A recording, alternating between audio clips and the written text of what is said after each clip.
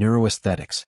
An emerging discipline called neuroaesthetics is seeking to bring scientific objectivity to the study of art, and has already given us a better understanding of many masterpieces. The blurred imagery of Impressionist paintings seems to stimulate the brain's amygdala, for instance.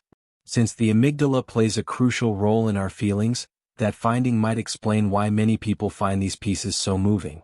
Could the same approach also shed light on abstract 20th-century pieces, from Mondrian's geometrical blocks of color, to Pollock's seemingly haphazard arrangements of splashed paint on canvas? Skeptics believe that people claim to like such works simply because they are famous. We certainly do have an inclination to follow the crowd. When asked to make simple perceptual decisions such as matching a shape to its rotated image, for example, people often choose a definitively wrong answer if they see others doing the same. It is easy to imagine that this mentality would have even more impact on a fuzzy concept like art appreciation, where there is no right or wrong answer.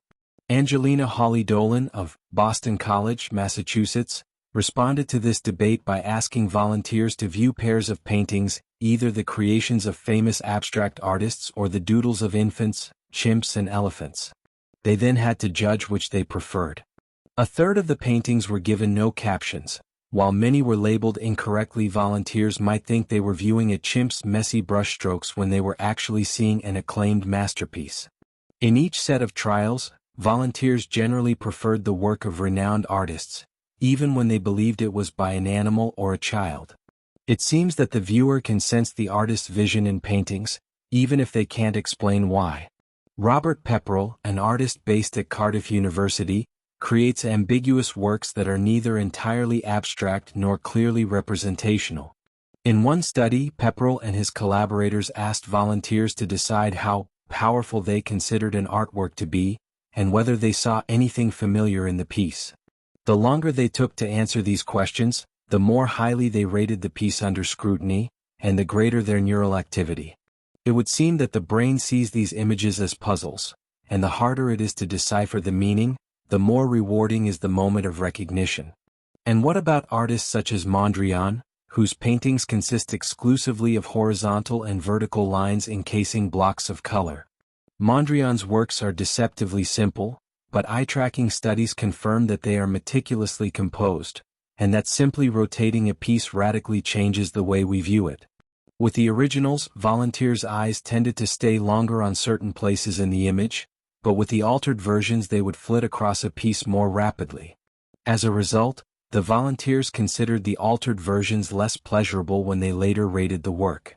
In a similar study, Oshin Vartanian of Toronto University asked volunteers to compare original paintings with ones which he had altered by moving objects around within the frame.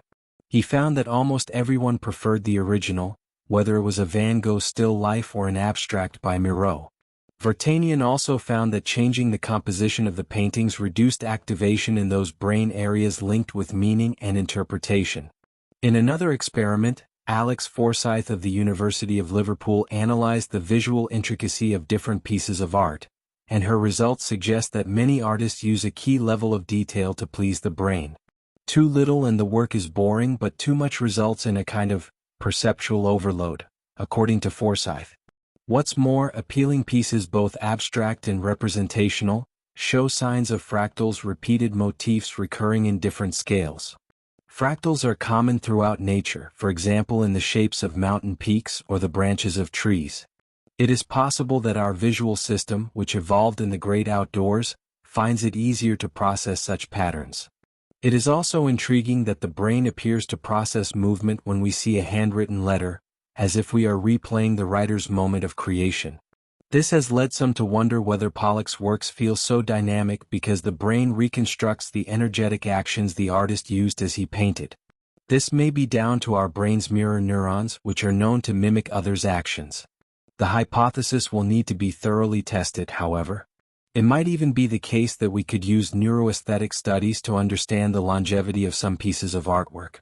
While the fashions of the time might shape what is currently popular, work underscore that are best adapted to our visual system may be the most likely to linger once the trends of previous generations have been forgotten.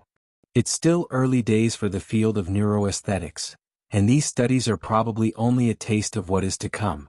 It would, however, be foolish to reduce art appreciation to a set of scientific laws.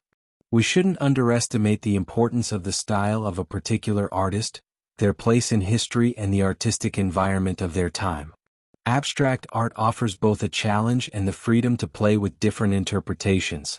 In some ways, it's not so different to science, where we are constantly looking for systems and decoding meaning so that we can view and appreciate the world in a new way.